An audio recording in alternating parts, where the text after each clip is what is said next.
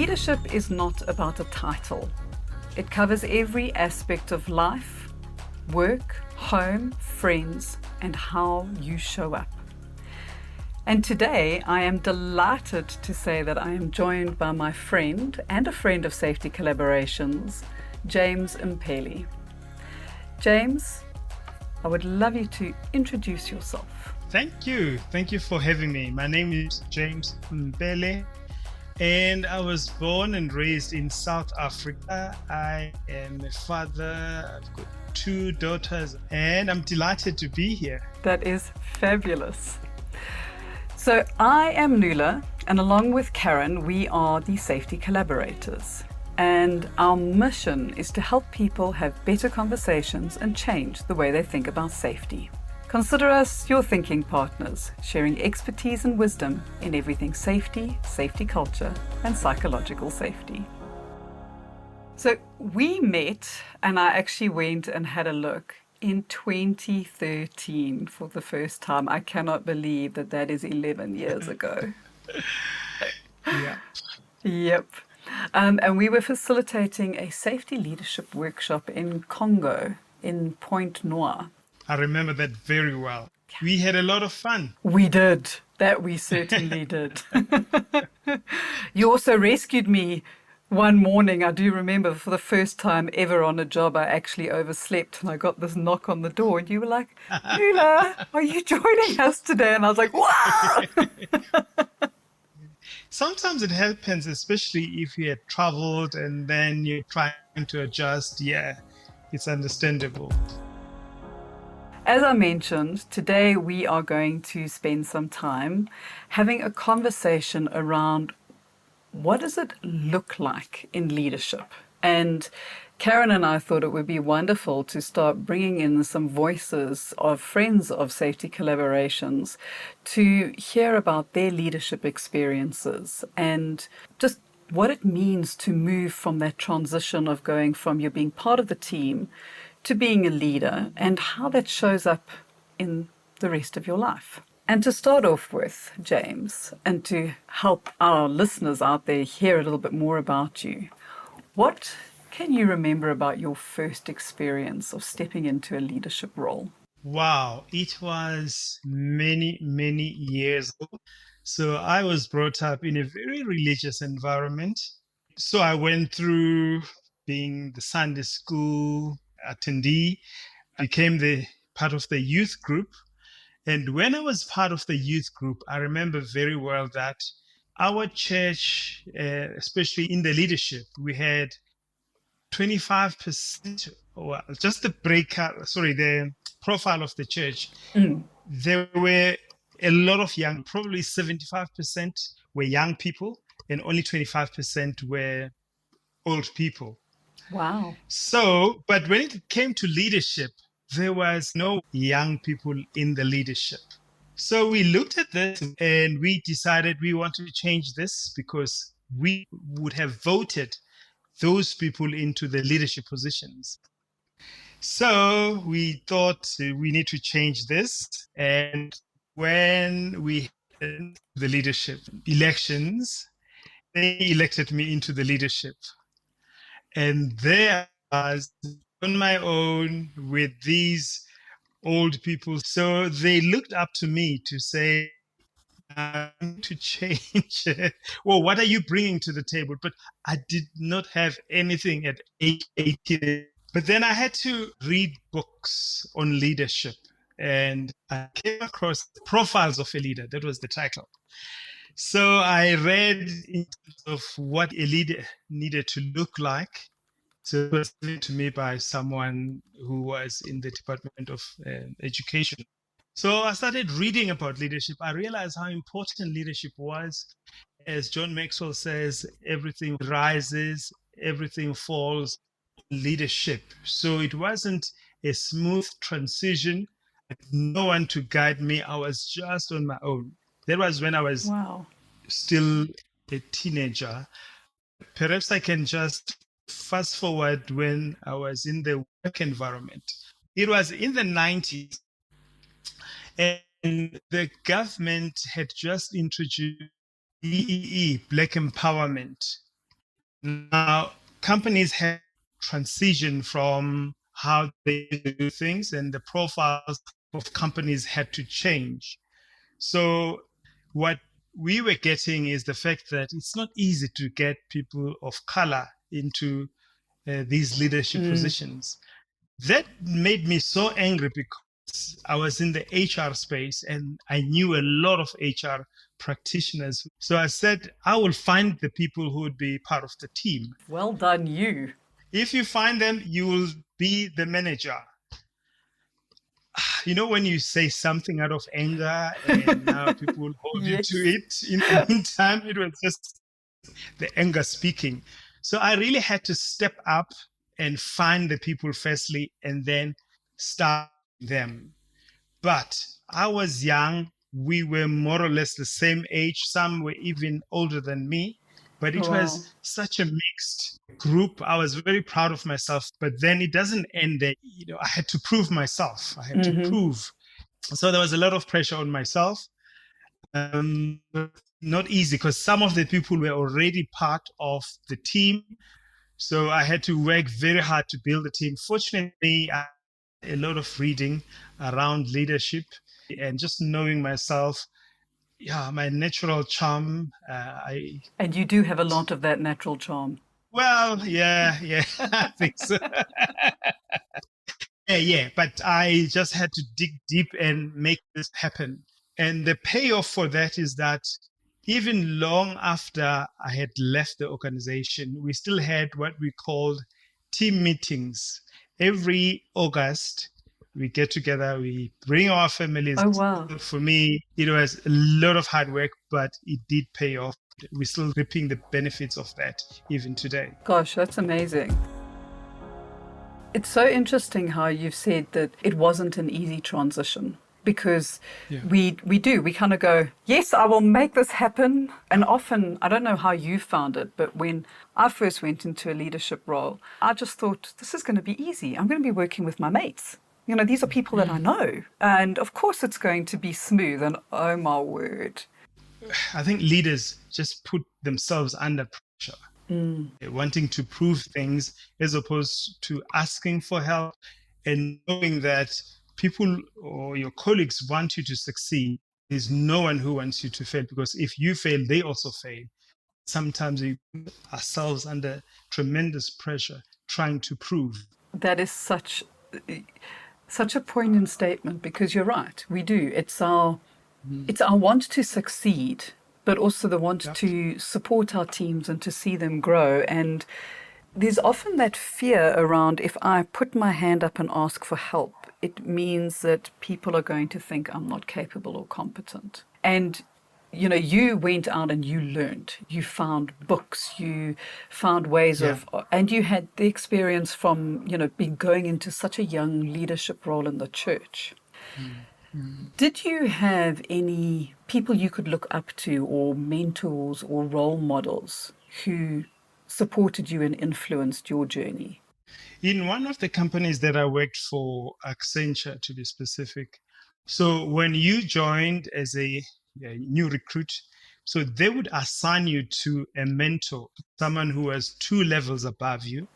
So they would assign, for example, I was in HR, so I had an HR manager from another unit whom I could look up to, whom I could have meetings with. So it was a structured mentorship program. And after that, I just realized the importance of mentorship, and I went looking for my own mentors. Even today, I still have people who play a mentorship role in my life. Now, the good thing about mentorship is that it's not just limited to, it can spill over to personal life. So we go out for tea and a meeting which is scheduled to last for an hour, lasts for hours and hours. And we have become best of friends. And he Oh, has wow. often said to me that I'm the one person who gets him because he's very dynamic. He comes across as arrogant, but he's not arrogant. He's just clear about a lot of things. And so he learns, as if he's arrogant to other people. But with me, I just let him be, and I listen to him in as much as he listens to me. So the relationship is really, really matured. That's amazing. I'm just listening to that. And Sure, that's you looking at a mentor and going, you know what, this person isn't trying to be difficult. They just do sure. things differently to the way that I do them. Yes. Is that an important skill as a leader? Being able to view people for who they are and understand that they are different to the way you would do things or the way other people in your team would, and then bring that together. Yeah, and acceptance doesn't mean that I'm accepting your ideas, I'm accepting or I'm agreeing with what you are saying. It's acceptance is about it's you. You have the platform. I'm accepting what you are saying, but I don't necessarily have to agree with what you're saying. So nothing is personal here. So it's your viewpoint, and I'm accepting your viewpoint. I'm accepting that this is where you come from. It doesn't necessarily mean that I agree with what you're saying. It's called acceptance. And I think if we accepted each other, we would go a long way, as opposed to, if you say something and then I become defensive. Then if I'm becoming defensive, I cannot let anything come through to me. And also being able to sift. This is him talking. He's looking at things from his perspective, but I've got my own perspective. Give it Yes. to me, then I'll sift and I'll take what can help me, as opposed to, I'm not really adopting everything that you are saying. Oh, you are. Sometimes we do have differences of opinions. He would say to me, um, well, because I operate totally different. I'm a people's person. He can be very, very rough to the point. So Okay. sometimes Quite he would blunt. ask me, he would ask me to go and give talks, and he would say to me, "You tell them like 1, 2, 3." I said, "But it sounds like you know what to tell them. Why didn't you tell them?" He said, "Oh, but you have a way of telling them."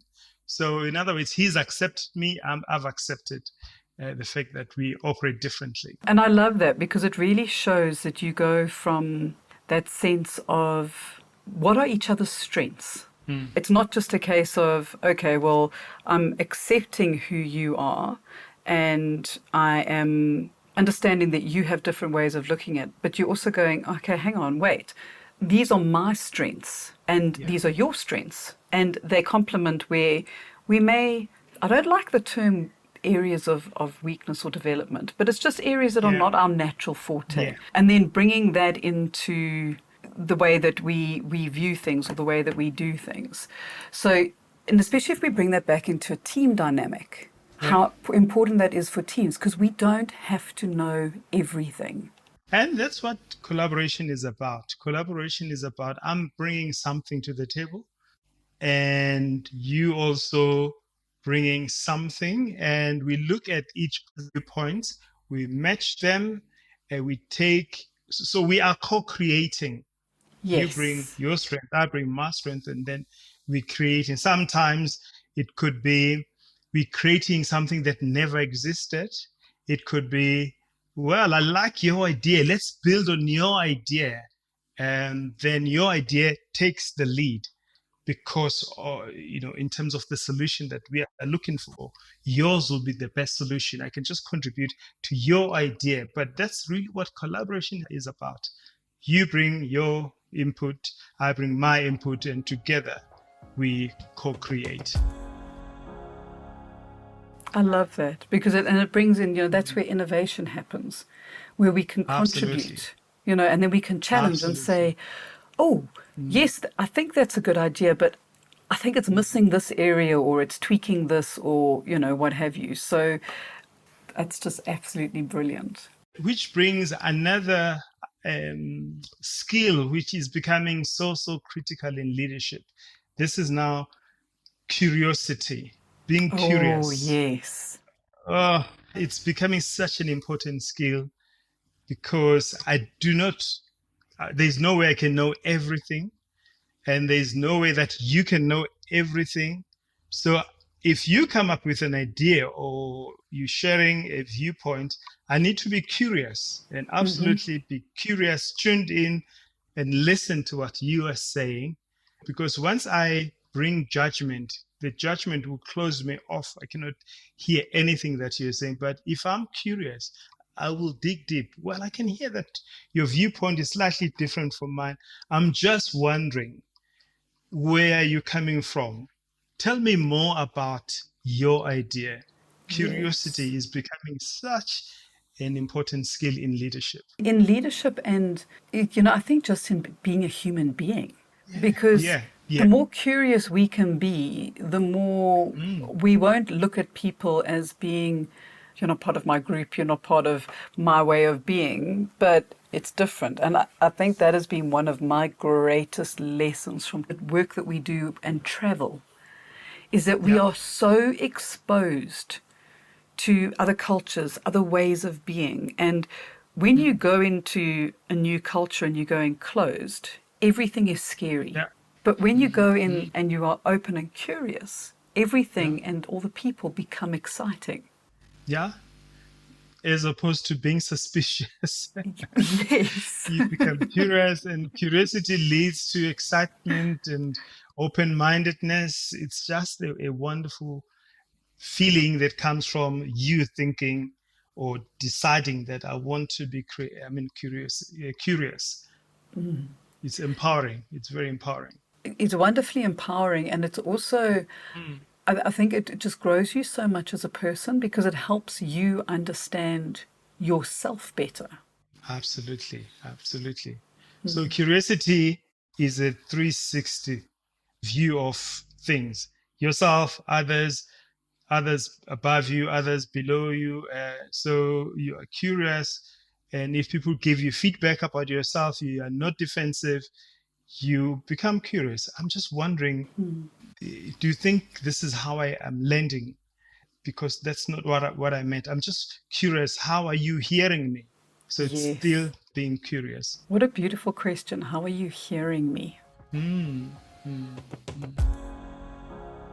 I'm actually doing a safety coaching course at the moment, and the lecturer on it is a gentleman by the name of Dan Newby, and he does a lot Mm, of work around emotions.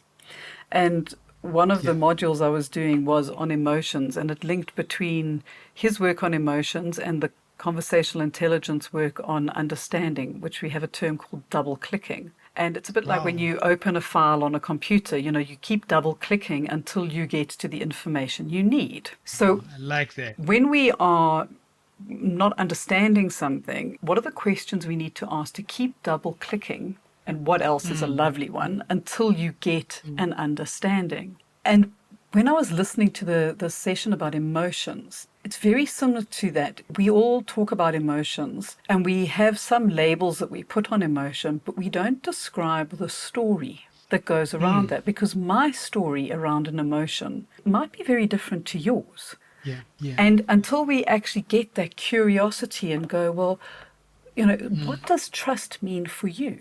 mm, And what does that look like? And what emotion does yeah. that bring up in you? What range? It's a rainbow of Mm, emotion.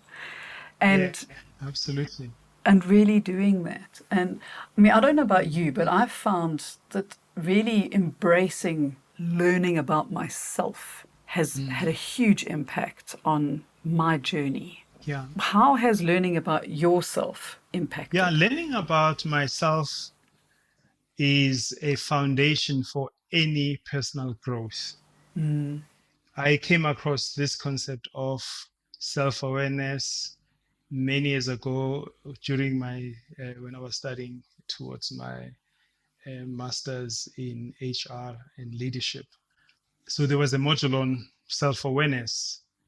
So, and I'm just realizing that a lot of people don't allow themselves or don't allow themselves to get to know themselves. So people tend to be defensive, and it's easier to learn about things as opposed to learning about yourself. But when you allow yourself to um, learn about yourself, uh, there's another program that I'm doing where we talk about resilience journey. So Oh, this is for interesting. experienced leaders. So these leaders are now very senior, very experienced.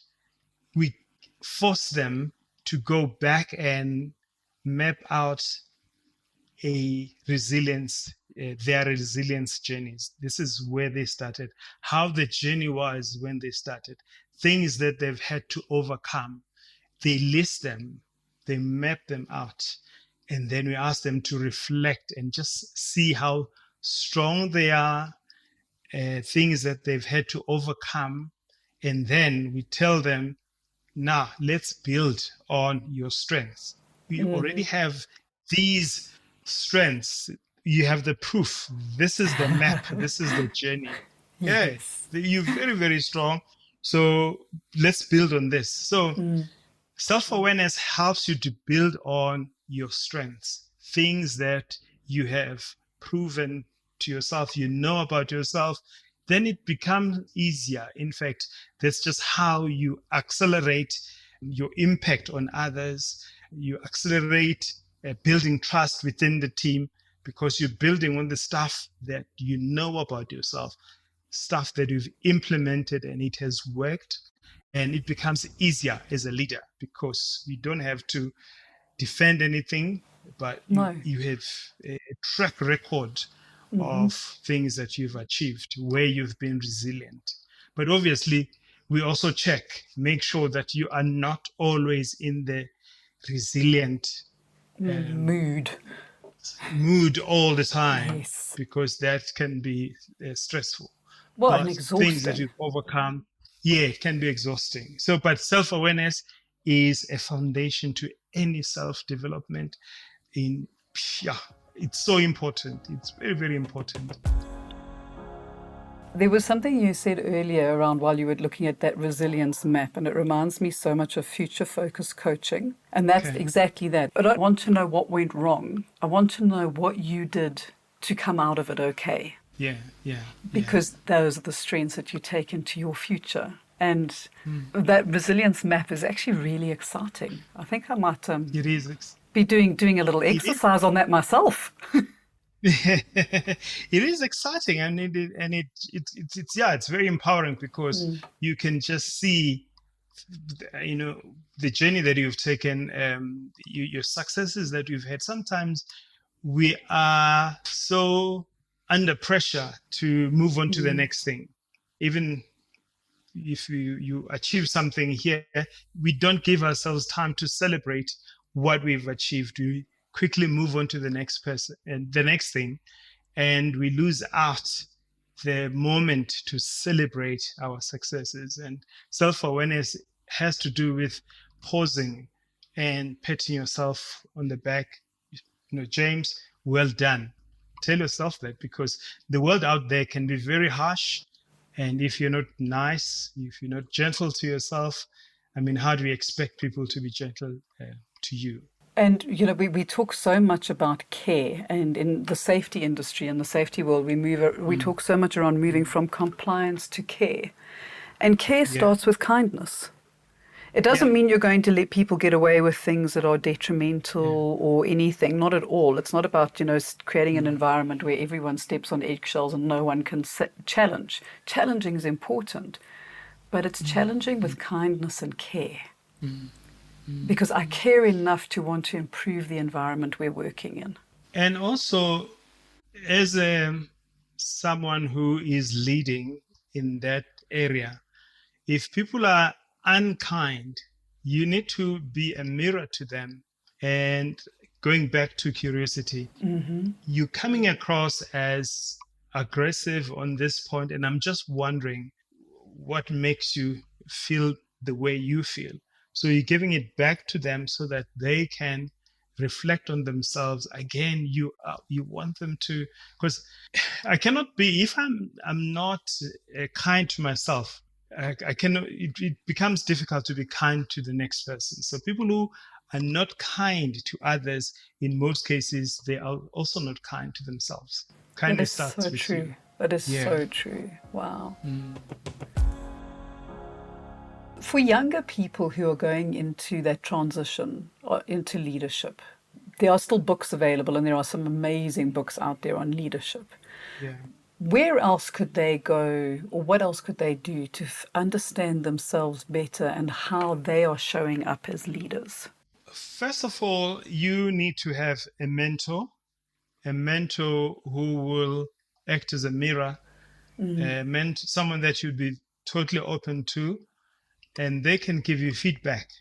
And you can also ask feedback from the people that you lead. And also, sometimes feedback will be there if a company has done some survey. Some companies do these after every 18 months or 12 months. So just look at the feedback, which is there, and don't be defensive. Look at the feedback objectively and be curious about the feedback that you're getting. I can see that you are not comfortable in this area, and I'm just wondering how we can, improve things.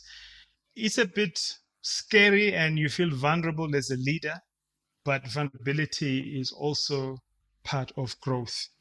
If you It think about is. any invention around the world, people who invented cell phones or whatever is there, they would have gone through a period of being vulnerable. What if this thing doesn't work? I've made so much noise around it, and what if it doesn't work? That's a moment of being vulnerable. The same applies to you on your leadership journey. At some point, you need to be vulnerable, but being vulnerable obviously doesn't mean that now I need to be totally giving deepest and darkest secrets or No, weaknesses. completely open to anything. Well, that's not really vulnerability, that's being reckless. But you need There we to go. build trust, and part of building the trust is sharing as much as you can and allowing as much feedback as you can and working on the feedback. And obviously, the feedback is also, you need to look at the authenticity of the feedback. Some people can just be malicious, but look at what are you getting from the people that you trust and the people that you lead. Thank you for that. I think that's so valuable. And, Mm. it's so valuable knowing the difference and what vulnerability is all about, because I think it Yeah, can get misconstrued sometimes. You've had various leadership roles throughout your life. And I sure. mean, you've had Yes. amazing, whether it's been, in the work environment, as a consultant, in your family. And sometimes hindsight, that 2020 vision, you look back and you go, oh, I wish I had known this sooner as a leader. What would Mm. be a couple of your top lessons that you wish you had been aware of a little bit earlier in your leadership career? Well, the first one is knowing that most people want you to succeed. No one is out there to get you. And when I started in my leadership journey, the white black race issue was very, very strong. So anything that happened, I would connect it to racism. Okay. Well, So fair if enough I in were to the advise environment. my younger self, it would be just relax, okay? Just be objective and ask for help. Asking for help is not a weakness, but it is a strength. People, are willing to help you. So it would be just relaxing, um, asking for help, and supporting others. The more you support others without expecting anything back, the more they would support you. That's just how you build the trust, and focusing on building the trust. I mean, trust is so foundational in anything that we do as leaders, because if I trust you, I'm likely to give you the benefit of the doubt even if I don't understand what you're saying. um, and obviously trust has to do with how I've been showing up on a consistent basis. So I know Nola has given the emotional deposit. So the balance, you remember that Stephen Covey's emotional Yes. account. So if you're consistent, then you are building reputation, you are being consistent, accelerate trust in any team. So if I show up on a consistent basis, and then, I'll and likely to impact people positively. Consistency. I think we could do an entire Consistency. discussion just on what is consistency and what does it look like. Absolutely. Yeah. Absolutely. Yeah. Absolutely. Yeah. And that's in everything. I mean, I just think about even just health and well-being. I know when I have not been consistent in eating the good food and, doing the exercise because my Yeah. body shouts at me and it works the same in Absolutely. teams. Mm, mm. Yeah. Yeah. Well, sometimes they do shout. Yeah. And if you have little children, they will remind, oh, but daddy, that's not what you said. This is so true. Then you have a shock of your life because all the time you thought they were not really listening. They are listening and someone's always watching. Absolutely. Absolutely. So, one of the questions that I asked you to consider was, and I might change it slightly, well, you can see, but the Sure. question originally was, what is your vision for the future of leadership in high reliability industries? And maybe it's not even in high reliability industries, maybe it's just, what is your vision of the future for leadership? Wow. There is a document that I read. It is from the World Economic Forum. Okay. They listed some skills that will be key in the year 2025. It was compiled about 4 years ago in 2025, which will be next year. So they speak about emotional intelligence will continue to be a critical skill in 2025 and beyond. Also, critical would be the ability to solve complex problems. So, as we can all see, our world is becoming so complex. We need to be able to have the competency to solve difficult problems because artificial intelligence will solve these simple problems. So, Yes.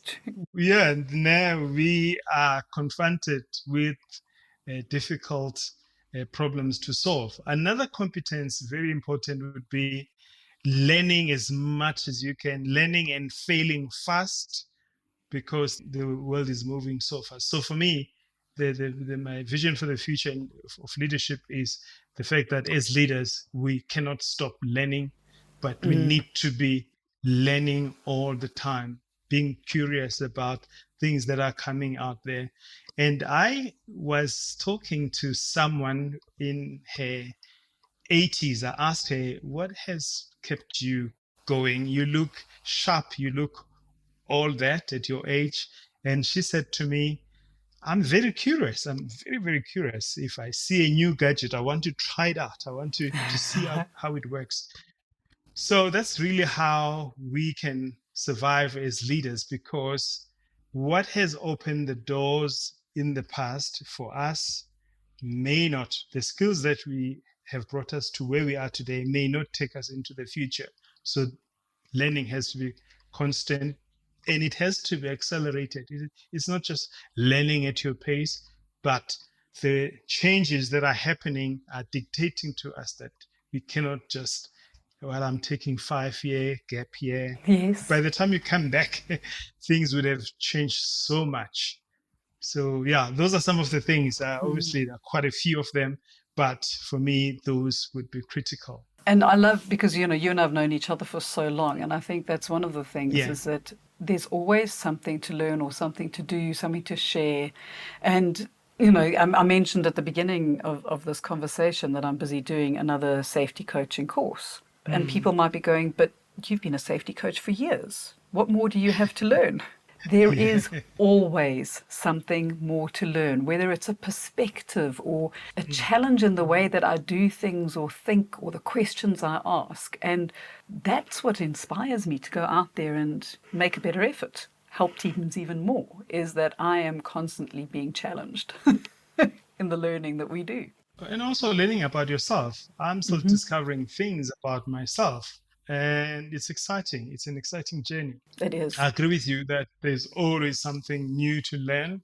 So it's just up to us to make the time and learn.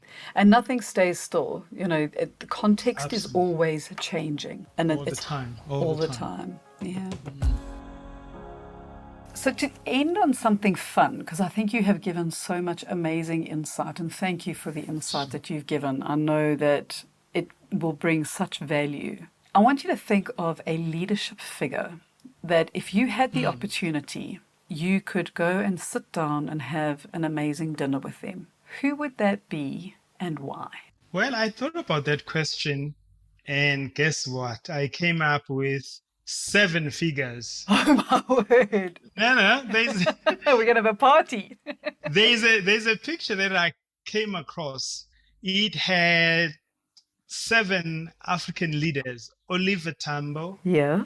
the ANC leader; Samora Machel from Mozambique; Zeph Motupeng from Azapo; Robert Mugabe; Julius Nyerere; Kenneth Kaunda; Sam Nujoma. Wow, what a group. So they were all on one picture. Wow. So for me, it would be part of that meeting to just hear what they talked about many years ago, because these are the leaders who changed their respective countries. So Yes. to be in that space, to hear what, if they were joking, was it always serious, or was it just, what did they tell each other at that meeting? It's a picture. If you Google it, Oliver Tambo, Samora Machel, Mugabe, Nyerere, Kaunda, Nujoma, that picture comes up. Wow, that's As I was amazing. thinking about that question, that picture came to my head. And you know, that whole thing around being inspired by that conversation of change Yeah. agents, because that's what they were. They were, absolutely, in different contexts, but they made some impact. In fact, tremendous impact. And I think you and I are very lucky to live on a continent that has got so much incredible potential, and also incredible potential for leaders to have an impact and to make a difference, and to be curious about how do we continue to improve the good things that we've already started. And obviously, what they did, or the impact that they had in their respective countries, was not just a minor shift. It was significant. So what significant thing can we do as Africans to move us as much as they moved their respective countries, or changed or transformed their respective countries? And you know, James, for me, you are one of those people. And because of the impact that you have, not just on the people around you, but even just on your family, and how that impact will have a ripple effect going forward in so many lives. I'm so blessed to do the work that I do, because it gives me an opportunity to impact people. And impacting people, for me, is creating space to discover themselves, because I cannot deposit something that you don't have. So people, they've got so much within themselves, but sometimes they are not aware. So the fact that I'm able to just be in the space and help them rediscover themselves is such a blessing for me. That is absolutely amazing. And on that note, I think we're going to bring our conversation to a close. I couldn't have ended it any better. Always a pleasure. It is always a pleasure, isn't it? Always a pleasure. James, I love our conversations. Thank you so much for the opportunity. So thank you for joining us today. It is always lovely to have conversations that matter. You can find the show notes for this episode and James Mpele's contact details on safetycollaborations.com, and it will be on the podcast page. Leave us a message and follow us on LinkedIn, Safety Collaborations, Karen Ovari, James Mpele, and me, Nuala Gage. Sharing is caring, and James and I spoke a lot about caring today, and care and being kind. If you can think of anyone who would get value from this fantastic conversation that we've had, please share the podcast, follow us on your favorite platform, and leave us a review. Till next week, stay safe and stay well.